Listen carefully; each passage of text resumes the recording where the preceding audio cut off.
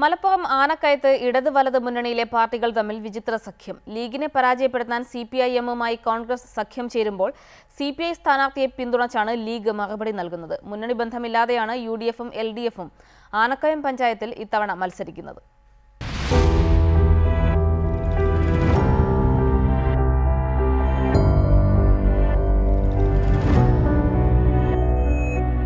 UDF ബന്ധം തകർന്നതോടെയാണ് രാഷ്ട്രീയ വൈരം മറന്ന് പാർട്ടികൾ ഇവിടെ സഖ്യത്തിലായത്.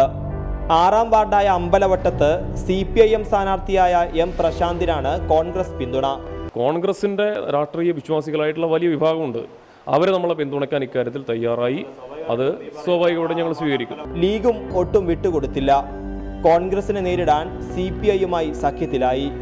സ്വതന്ത്ര സ്ഥാനാർത്ഥി ഇറക്കിയാണ് അംഗം. ലീഗ് എനിക്ക് വേണ്ടി അവരുടേതായ പ്രചരണങ്ങൾ നടത്തുന്നുണ്ട്, അല്ലാതെ കൂട്ടത്തോടല്ല പ്രചരണം നടത്തുന്നത്. അവരുടേതായ പ്രചരണം അവർ നടത്തുന്നത്. സീറ്റ് വിഭജനത്തെ ചൊല്ലി കോൺഗ്രസും ലീഗും പിരിഞ്ഞപ്പോൾ ജയസാധ്യതയുള്ള സീറ്റ് ആവശ്യപ്പെട്ടതിനാണ് CPIയുമായി വഴിപിരിഞ്ഞത്. സമീപത്തെ മുടിക്കോട് വാർഡിൽ CPIM, കോൺഗ്രസ്, CPI എന്നിവർ ചേർന്നാണ് ലീഗിനെ നേരിടുന്നത്. തമ്മിൽ ചേരാത്ത കൈപ്പത്തിയും അരിവാളും പക്ഷേ ആനക്കയത്ത് ഭായിമാരാണ്. UDFിലെ തർക്കം മുതലെടുത്ത് വിജയത്തിന്റെ കോണിപ്പടവുകൾ കയറാമെന്ന് CPIയും കണക്കുകൂട്ടുന്നു. മലപ്പുറത്തു നിന്നും ഷെഫീഖ് തച്ചുപറമ്പൻ, റിപ്പോർട്ടർ.